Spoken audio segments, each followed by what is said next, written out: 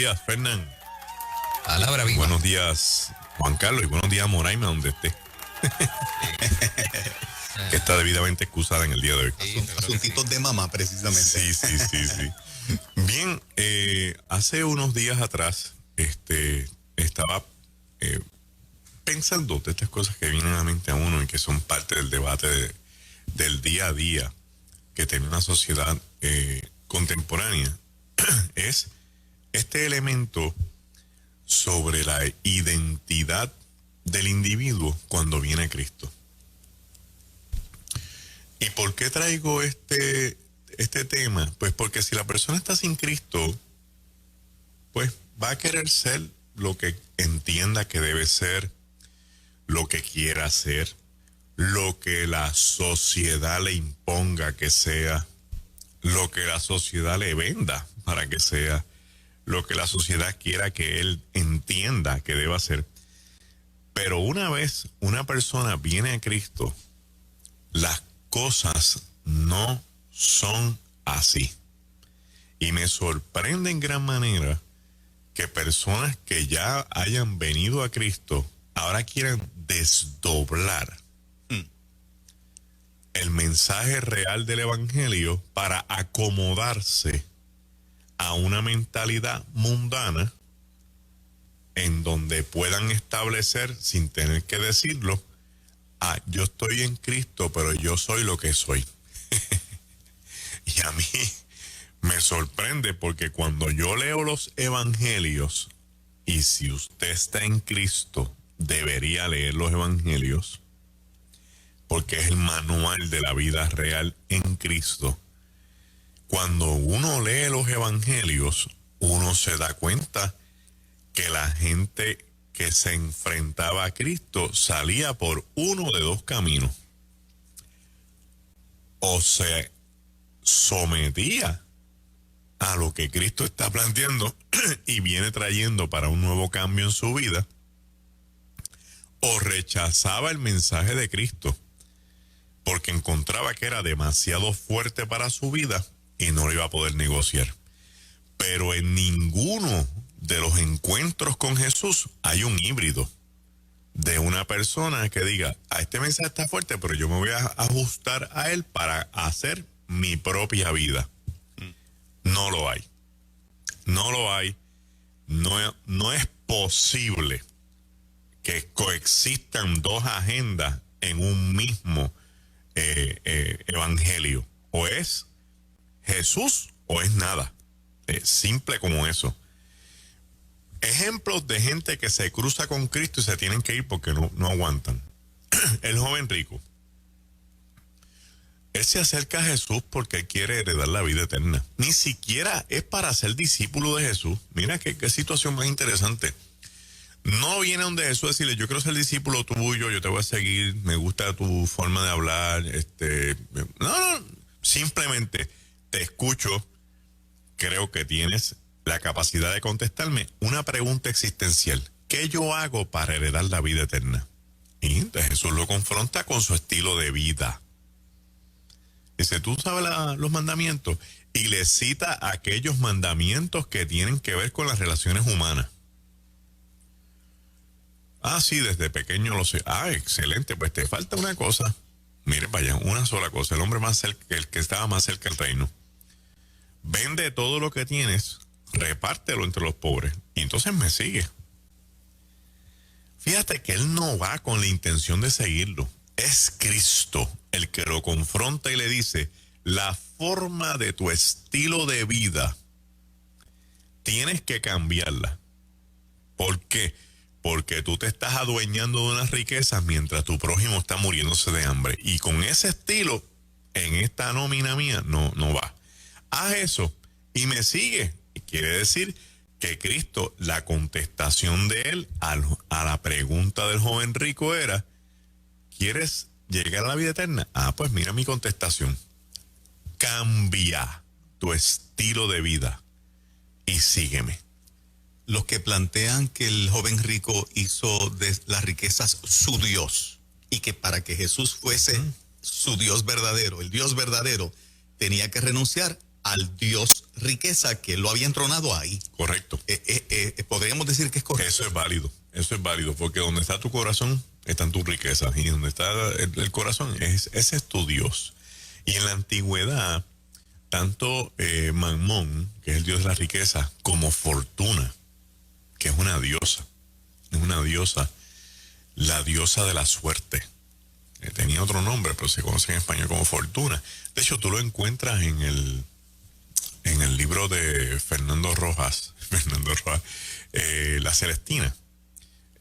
Hay una expresión de uno de los personajes diciendo, oh Fortuna, y tiene F mayúscula porque eso los españoles lo heredan del Medio Oriente, en la literatura de oro de la época literatura universal de oro española. Y entonces cada gente tenía sus cosas, pero había que renunciar, que es lo mismo que le pasaba a Israel. Tenían que renunciar a su orgullo, a su vanidad en el Antiguo Testamento, para volver a tener a Jehová como su Dios y entonces evitarse las calamidades que le vinieron encima. Tú tienes otra gente que se acercan a Cristo. Yo te quiero seguir, Cristo. Yo no tengo casa. El que viene buscando bienes materiales. Uh-huh. Las zorras tienen sus guaridas y las aves sus nidos. Guaridas, casas, nidos, casas. Pero yo no tengo donde recostar la cabeza. Entonces hay gente que me dice, no, pero pastor, hay otros textos que dice que Cristo entró en su casa. Sí, pasa que cuando usted lo lee en el griego, la traducción es entró en la casa de su familia. Bueno, la casa era de María. Pasa que cuando Cristo va a ver a María, pues entonces es su casa, como cuando usted va a casa de su mamá. Casa de papi. ¿Qué hace papi? ¿Para dónde tú vas? ¿Para casa? ¿Para casa? ¿Para casa? Usted tiene un cuarto allí. Sí. Y otra gente, yo te sigo, pero déjame que me despida a los que están en mi casa, pues tú no eres apto para el reino. Entonces Cristo va segregando la sociedad, no porque Él quiera, sino porque la gente misma, con sus actitudes, con sus caracteres, con su forma de ser y su estilo de vida, se descalifican ellos mismos, porque se están dando cuenta que en el mensaje de Cristo no pueden coexistir con las mismas formas de vida que están teniendo hasta ese momento. Al otro lado, tiene gente que se cruza con Cristo y entonces proyectan un cambio de vida. ¿Qué hace Zaqueo? Se pone de pie. Dice, yo hoy llego a la salvación a esta casa. Al que le voy a dar la mitad de los bienes a los pobres. Y claro, y de la otra mitad tiene que pagarle 4 veces a todos los que le ha robado. Eso no lo hace alguien de la noche a la mañana, a menos que se cruce con Cristo, porque esa es una actitud del corazón, no es un proceso mental. Dice, wow, yo quiero seguir a Cristo, y Cristo está aquí en casa comiendo conmigo, y me ha traído salvación. No, yo tengo que hacer un cambio, espérate. Entonces viene el elemento del fruto del arrepentimiento.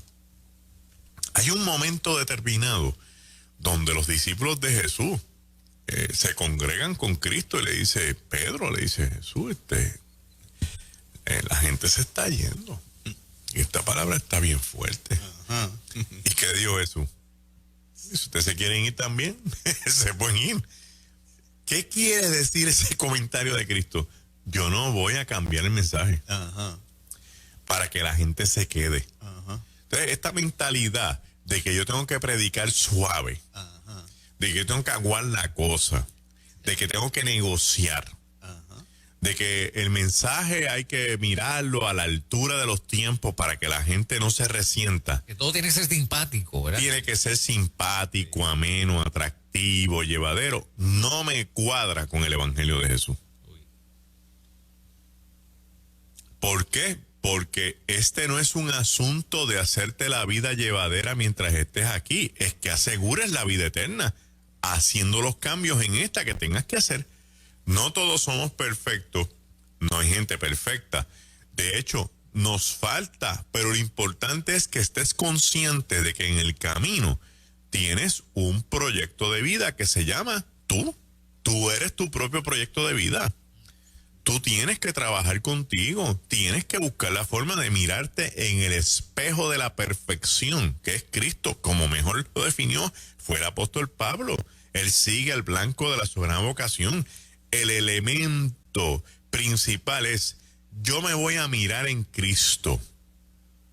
no para sufrir, no para maltratarme, no para ser humillado, ni siquiera para yo sentirme menospreciado. Me voy a mirar en Cristo para ver qué me falta y cómo yo logro alcanzar, no lo que yo quiera, lo que el Señor quiere hacer con mi vida. Y ahí entonces entramos en un proyecto interesante, porque si tenemos que mirar esto con más calma, hermanos, no hay de otra, hay que mirar los discípulos de Jesús. Porque ese era el proyecto de Jesús. O sea, los discípulos eran Jesus Project. Jesús nos da la verdadera identidad cuando venimos a Él. Si Juan establece en el capítulo 1 que Él, siendo el Verbo, todo lo que hay y lo que existe fue hecho para Él y por Él, y usted que está en esta vida y no sabe dónde está parado, entonces tiene que mirarse con el originador. Tiene que mirarse con el origen, con el principio. Tiene que volver al Verbo para que mirándose en el Verbo usted se encuentre. Porque si usted se mira con el mundo, le voy a decir qué es lo que pasa. El mundo no es otra cosa que un espejo, un reflejo, un espejismo de lo que el mundo de las tinieblas quiere hacerle ver a la gente que son, para que sea diametralmente opuesto a lo que Dios quiere que usted sea. La gente a veces no entendemos que el objetivo principal del enemigo de las almas no es matarte, no es ni siquiera robarte, aunque lo hace. El objetivo principal es tratar de tronchar el propósito de Dios con tu vida. Y la primera forma de hacerlo es que te mires en un espejo que no es. Que te mires en el espejo de la vanidad, en el espejo del materialismo, en el espejo del pecado, de la lujuria, en el espejo de los elementos de vanos de esta tierra, en los espejos que no son, en el espejo de lo que tú no eres. Que te mires en un espejo y siendo hombre quieras verte de otra forma, que en el espejo de que siendo una mujer te veas de otra manera, porque eso atenta contra el espejo original. Pero si tú viajas a Cristo y te miras con el espejo original, no solamente ves quién tú eres en Él, vas a poder entender qué es lo que quiere Él contigo en esta vida. Eso se llama propósito, que son las dos preguntas que la ciencia, por más que quiera redefinir, no lo puede hacer, porque solamente se encuentran en la teología, solamente se encuentran en la realidad de Dios. Vamos a ponerlo de esta forma. Supón que de verdad nosotros venimos de un gran Big Bang. Explotó el mundo de una partícula que todavía no se sabe de dónde fue que salió. Y hemos llegado hasta aquí, al siglo XXI. Y empezamos a pensar, wow, interesante todo este desarrollo accidental, que la ciencia no cree en accidentes, pero el Big Bang no es otra cosa que una cadena de accidentes orquestadas y organizadas. ¿Para qué? ¿Qué sentido tiene que yo esté aquí hoy? Vivir, eso lo hacen los animales y las mata. Ser algo, pero eso son las nubes y las piedras. Ahí están. Ahí están.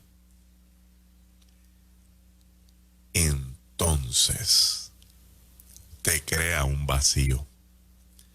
Porque no tienes la contestación para poder decirme para qué estás aquí y por qué estás aquí.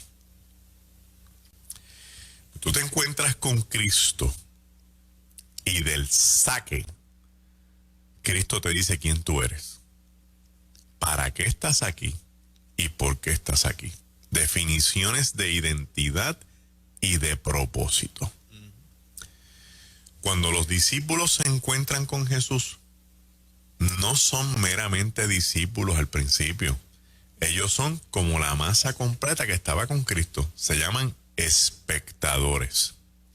¿Por qué espectadores? Porque de momento Cristo viene de Nazaret y llega a Capernaum con un mensaje contundente, no igual a todos los demás, y por encima de todo, con poder, Juan. O sea, con poder de verdad. Que le traen a este paralítico y lo levanta, el trae el leproso y lo limpia. Que viene el hijo, el centurión, a pedirle un favor. Un centurión a pedirle un favor, y aquello creó una conmoción en aquel cruce de 4 caminos. Y dice, ¿pero quién es este? Entonces la gente empieza a reunirse y se llaman espectadores porque tienen una expectativa. Hay mucha gente hoy día que siguen siendo espectadores porque no quieren cruzar la raya y siempre están en el elemento de deja ver qué va a pasar.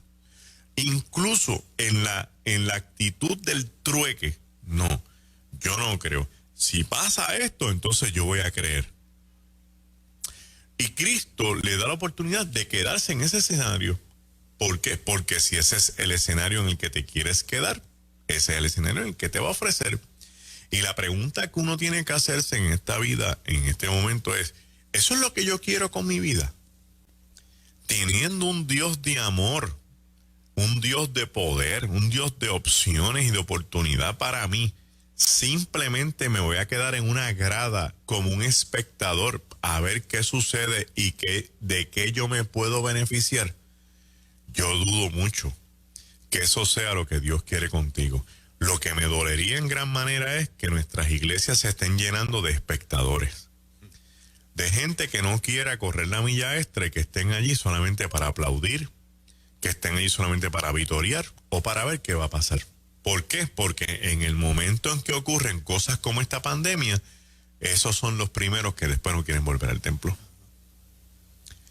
Y me da mucha lástima tener que decir estas cosas porque puedo excusar, ¿verdad?, en mi comentario, las personas que están convaleciendo, las personas que tienen compromisos físicos y económicos, hasta quizás que no puedan llegar.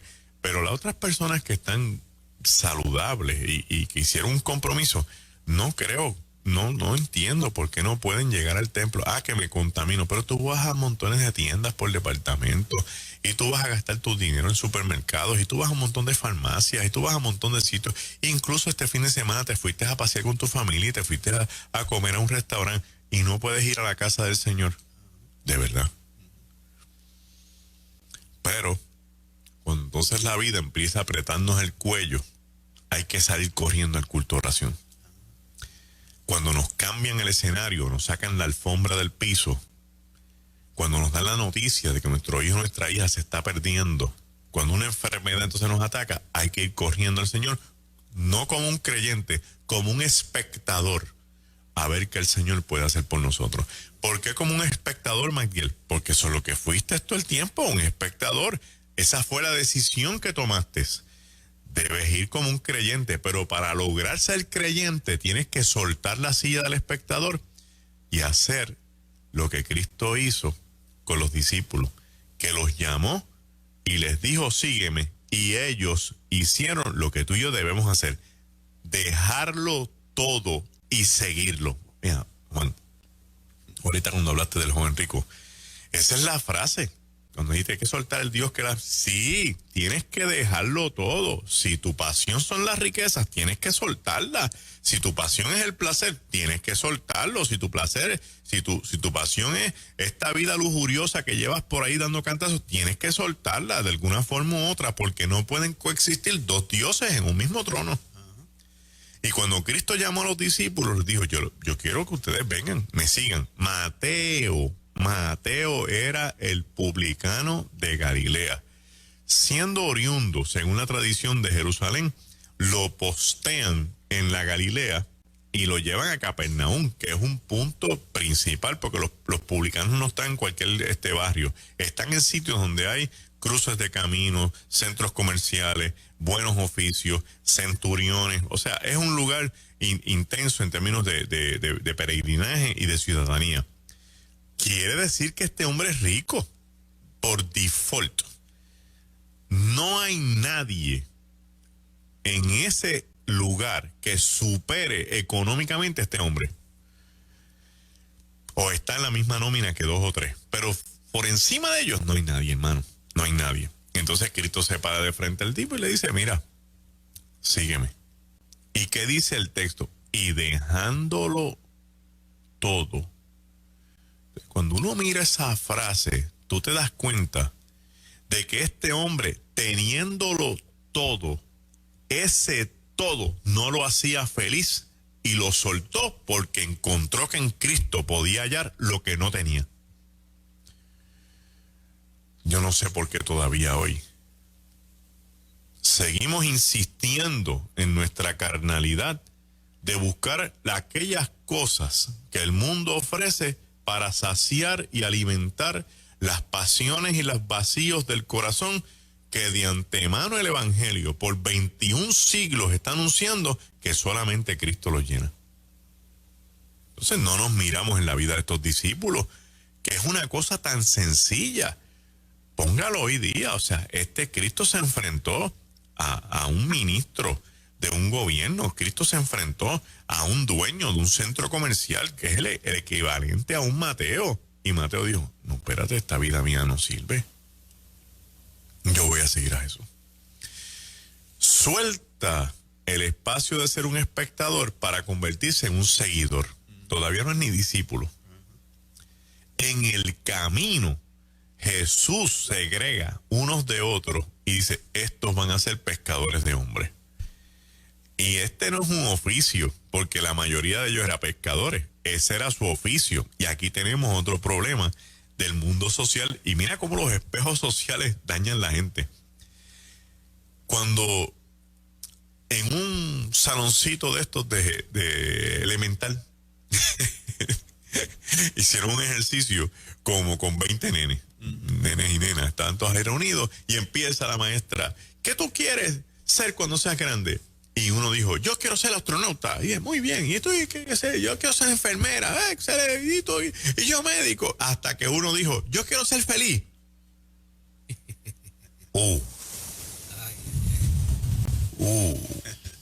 Centrofil, base llena, novena entrada y 2 out. Lo complicó. Y ella se quedó. ¿Cómo? Sí, yo lo que quiero es ser feliz. Y en el análisis de lo que pasó en la mente de la maestra, el niño tenía razón. Lo que los demás contestaron era el oficio al que ellos se iban a dedicar, no lo que ellos iban a hacer. Entonces, la sociedad en la que vivimos nos ha definido la vida por lo que nosotros hacemos y a lo que nos dedicamos. Y eso es lo que se supone que determine quién soy yo. ¿De verdad? Entonces Cristo le dice a los pescadores, ¿a qué ustedes se dedican? Y dice, yo soy contable, publicano. ¿Y tú? Y yo lo que paso es haciendo negocios por ahí, dice Judas. Y ustedes son como 6 o 7. Nosotros somos todos pescadores. Excelente. Y tú, no, yo soy tal cosa. Pero hoy van a ser pescadores de hombres. Y entonces, ¿y qué es eso? Bueno, que pueden seguir siendo lo que ustedes se dedican, pero en el reino hay otra definición donde se te va la vida. Es el elemento que añade la pasión para lo que tú estás en esta tierra, para lo que Dios te llama, a lo que se supone que tu vida se dedique, porque según el apóstol Pablo, dentro de ti hay un depósito de Dios que Dios puso para que tú fueras lo que Dios quiere que tú seas en esta tierra. Y entonces los seguidores se convierten en discípulos.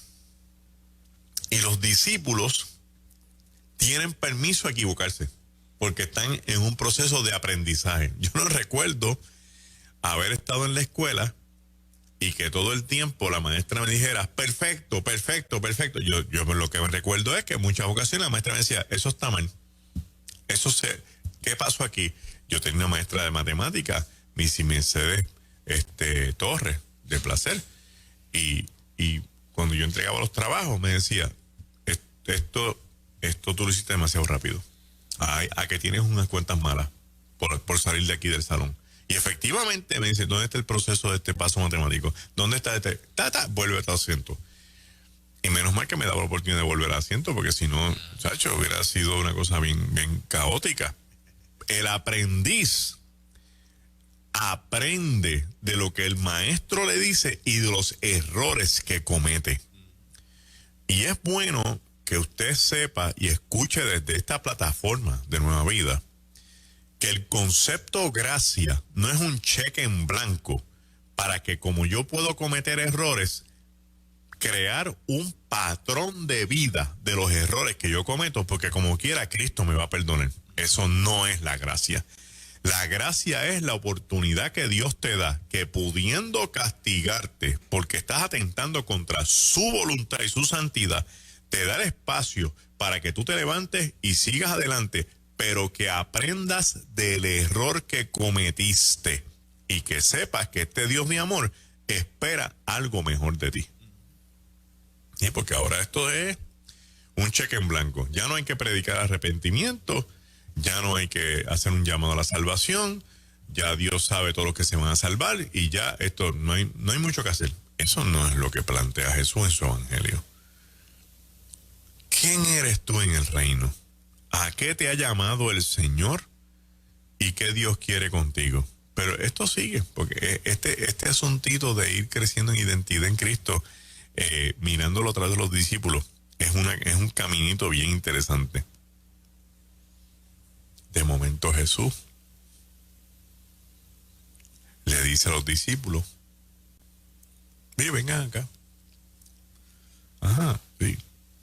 Quiero decirles algo. Yo los voy a llamar a ustedes amigos. No los voy a llamar más siervos.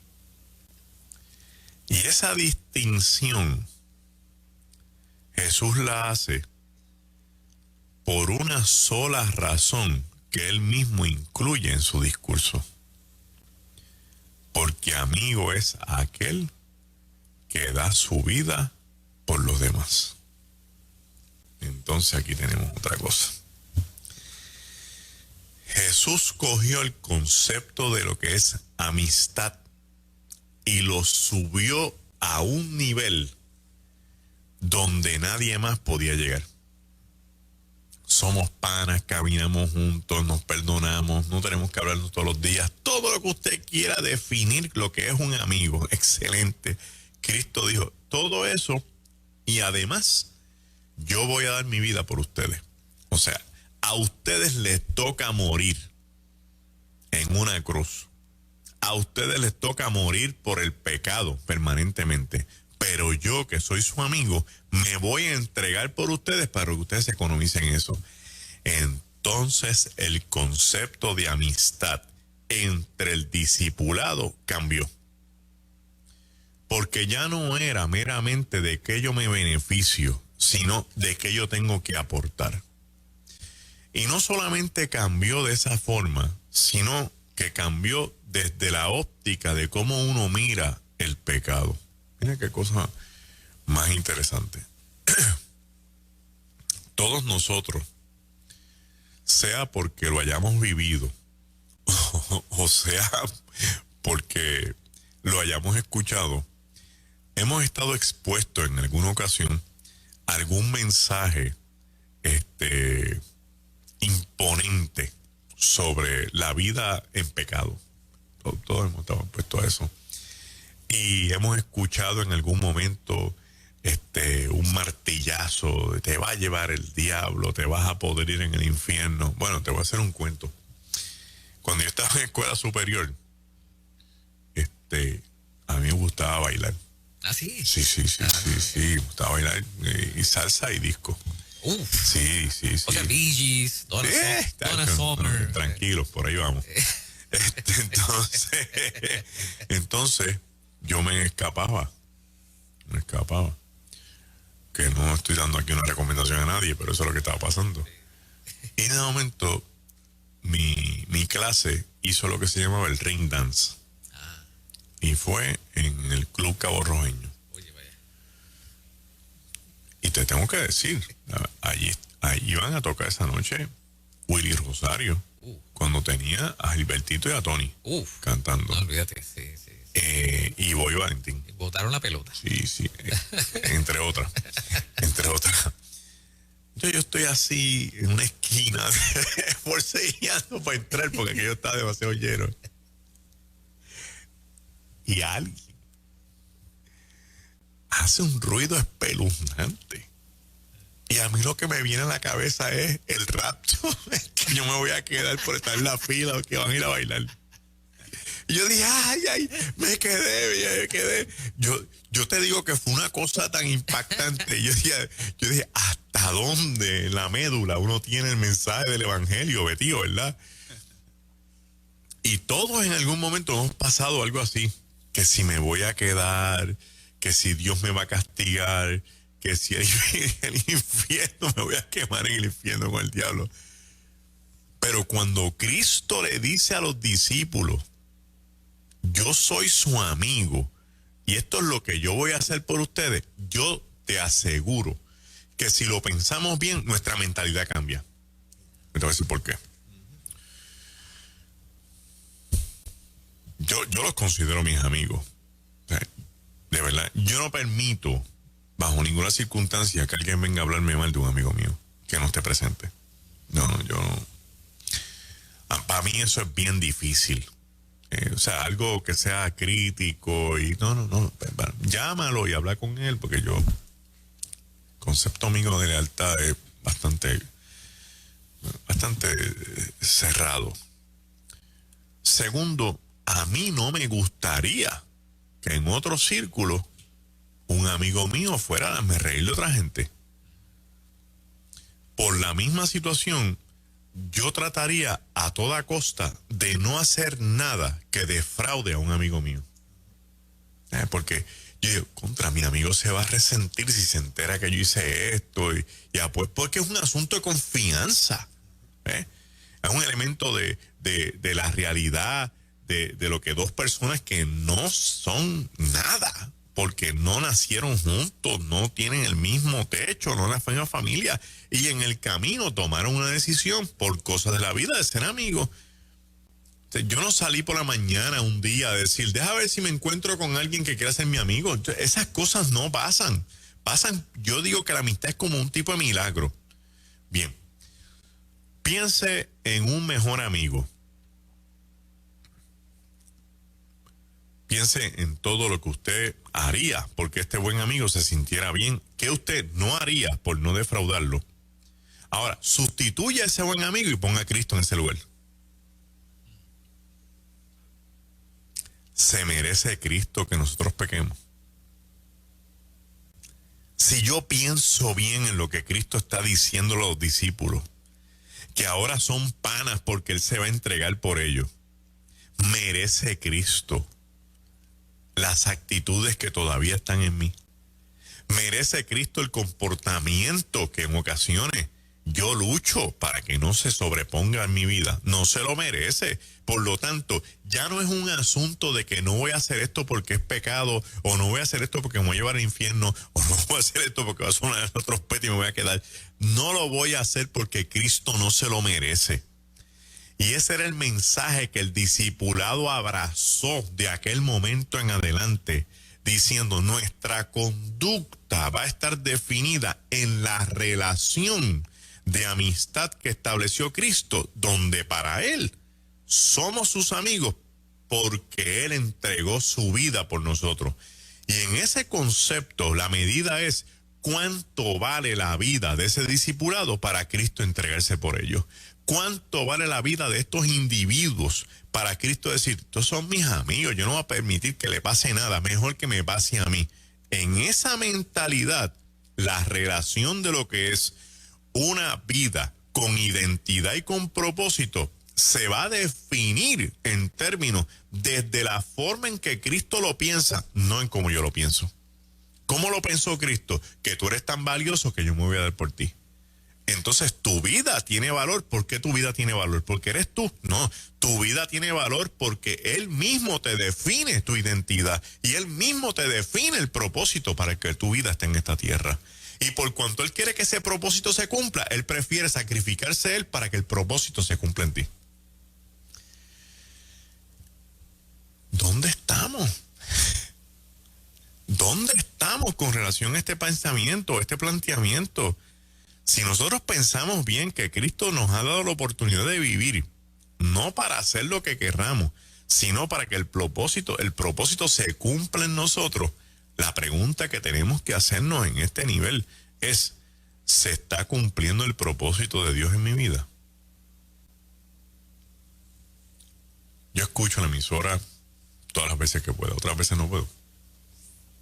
O estoy en una cita, o estoy montado en un avión, lo que sea. Y yo veo lo consistente de los mensajes de Nueva Vida, de los recursos, de las notas editoriales en ruta. Y tengo que decirte que en muchas ocasiones uno de los pensamientos que más me viene al corazón es que nosotros, sin habernos puesto de acuerdo ni haber hablado, quizás una de las preocupaciones máximas que tenemos es cuando lleguemos frente al Señor, nos pregunte si hicimos lo que teníamos que hacer. A mí me importa poco que la gente me diga lo que me quiera decir ya a esta altura de mi vida. Eso es... Que la gente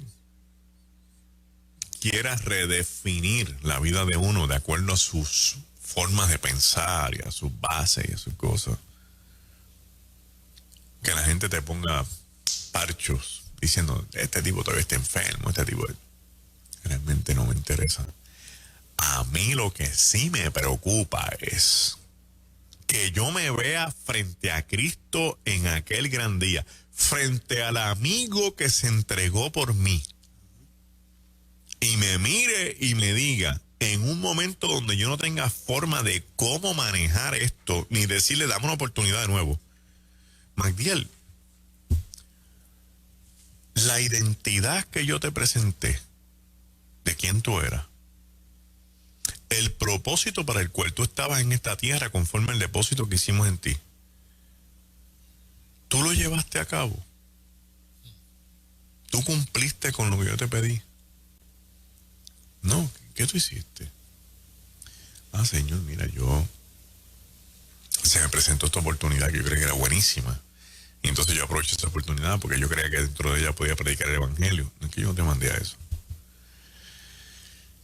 No, mira, Señor, yo pensé que este era el mejor mensaje que yo podía predicar. Ese no es el mensaje que yo puse en tu corazón.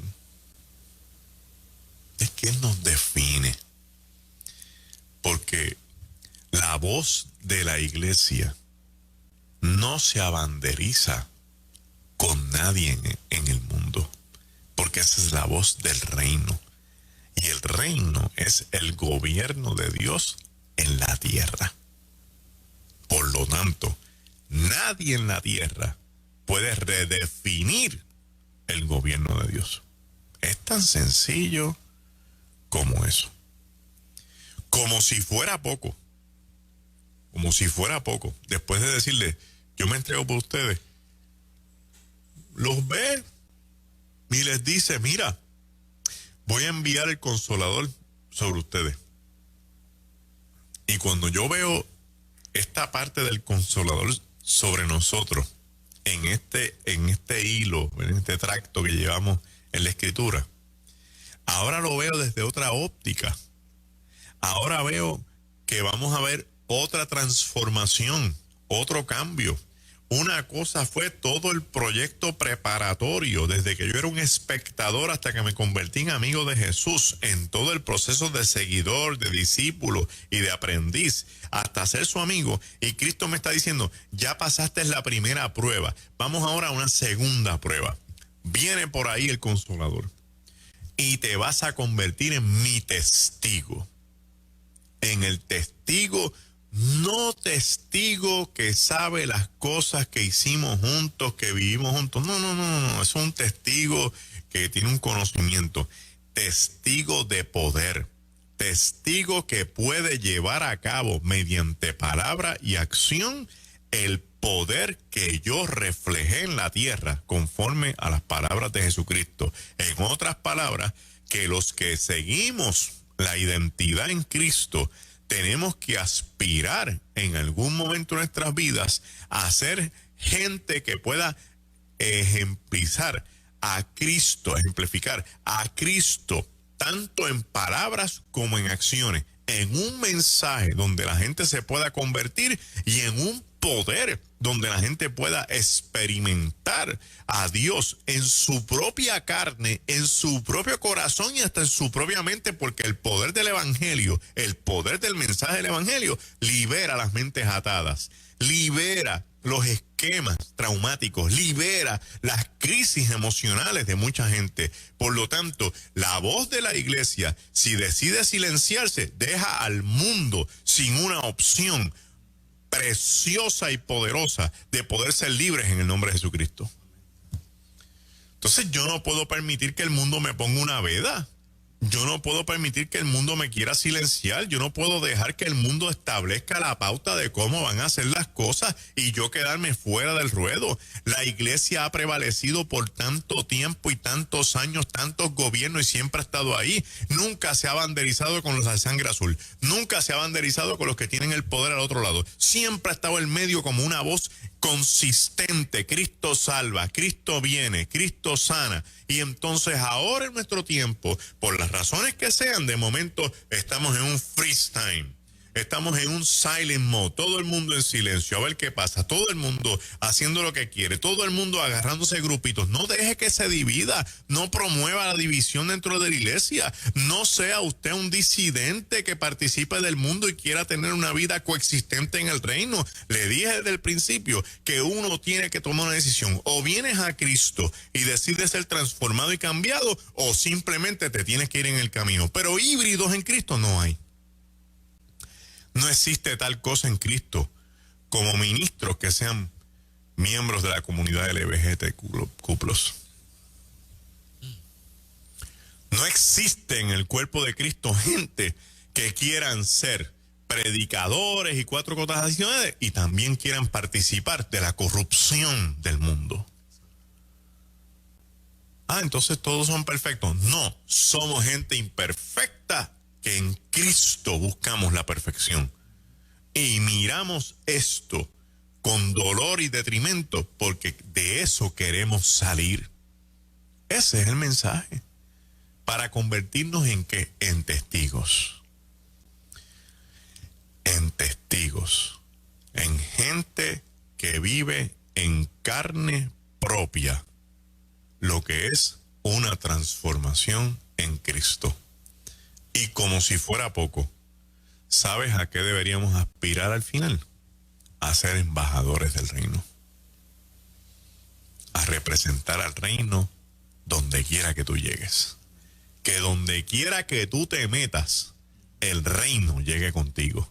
Que cuando tú abras la boca donde tú la abras, el reino esté contigo. Así sea ir a un restaurante a comer con tu familia, que la gente te mire y diga, esa gente es gente del reino. Tú sabes, una de las frases más potentes que yo experimenté en mi vida, desde mis abuelitos, mi papá, mis tíos, que la gente llamara a la familia mía que estaban en la iglesia, hombres de Dios. Yo, mira, tú ese hombre, eso es un hombre de Dios. Para mí eso era, y todavía, eso es lo más grande. Porque cuando dice un hombre de Dios, es un hombre del reino. Y donde ese hombre o esa mujer lleguen, el reino llega con vosotros. Termino esta aportación del día de hoy diciéndote, si Cristo está de frente a ti, síguelo. Pero síguelo bajo sus términos. Síguelo con la mentalidad de que tu identidad está en Él.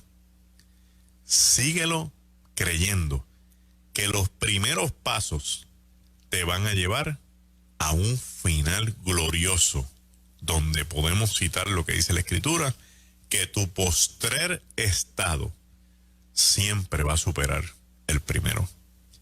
Que Dios te bendiga en esta mañana.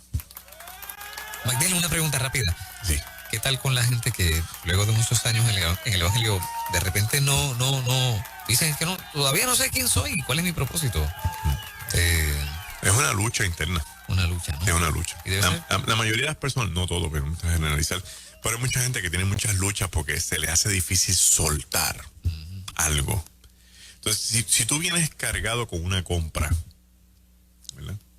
y alguien se encuentra contigo y te dice, Fernán, este paquete es para ti, DH, este paquete, más que tenga una bolsa de billetes, tienes que soltar lo que tienes en las manos para agarrar lo que te van a dar, porque se te van a caer las dos cosas. Entonces hay gente que quiere seguir cargando lo que tienen y encima de eso cargar lo que Cristo les quiere ofrecer. Entonces, en vez de convertirse en una bendición, un alivio, se convierte el evangelio en una carga. Hay gente que para ellos el evangelio es una carga, simplemente porque no han soltado lo que tienen que soltar. Tremenda palabra, como siempre Magdiel nos comparte. Yo en estos últimos días le he estado diciendo al Señor que Nueva Vida 97.7 siempre va a ir en la línea ahora más férrea que nunca, porque es que el mundo me está subiendo la vara en todos los preceptos que está estableciendo. Y yo voy a estar subiendo la vara aquí de ser más franco y más directo, con un llamado a reconciliación y a salvación siempre. Te recuerdo la palabra de 2 de Corintios 5:19. Una palabra poderosa que dice que Dios estaba en Cristo reconciliando al mundo consigo mismo, no tomando en cuenta a los hombres sus transgresiones. En otras versiones dice sus pecados. Amén. Y nos ha encomendado a nosotros la palabra de la reconciliación. Te ruego esta mañana, Magdiel te ruega esta mañana, Fernán Reyes te ruega esta mañana, y este servidor tuyo, reconcíliate con Dios. Amén. Este mundo va a seguir pasando por unos procesos donde muchas cosas te van a dar temor, donde muchas cosas te van a dar miedo. Y el mundo te va a ofrecer una manera de alcanzar la paz y la seguridad.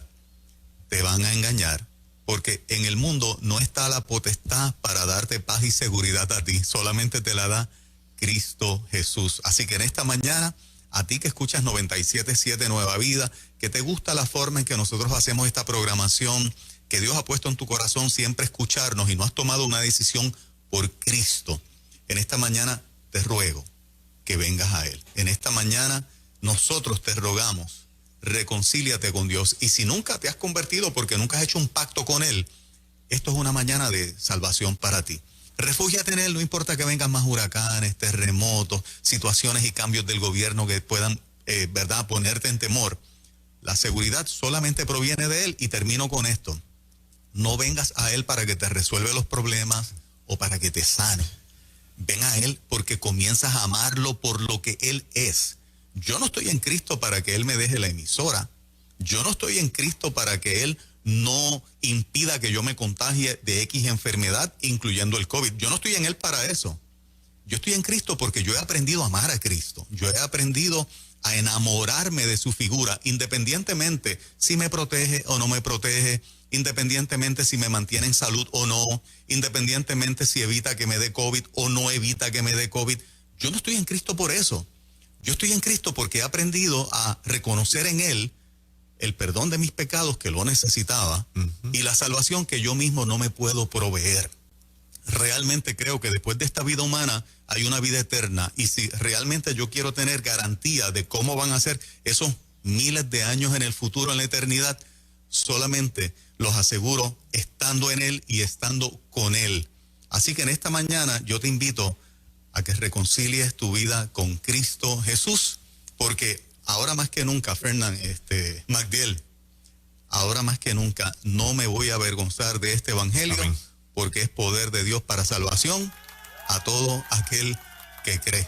¿Cómo la gente te contacta, Magdiel? Sí, nos pueden buscar a través de nuestras redes sociales, en Facebook, Ministerio El Galileo, en nuestra página, elgalileo.org, y a través de la Universidad Teológica Vida Abundante en www.teologiaministerial.com. Me están preguntando acerca de los programas en estos días listos para la gente de la Universidad Teológica Vida Abundante. Programa de bachillerato y maestría en Teología Ministerial es un programa que cubre todas las áreas de cualquier seminario: Biblia, teología, historia, sanidad interior, apologética y escatología. Comenzamos las clases el 17 de agosto a las 7 de la noche. Las clases son un martes al mes. Se puede registrar en www.teologiaministerial.com, y la persona, si le interesa alguna clase y no le interesa el grado académico, también podría coger, por ejemplo, digamos, apologética cristiana, y no necesita tener ni el bachillerato ni la maestría. Pero para eso tiene que entrar y registrarse con nosotros en teologiaministerial.com a través de la Universidad Teológica Vida Abundante. Gracias, Magdiel. Buen día.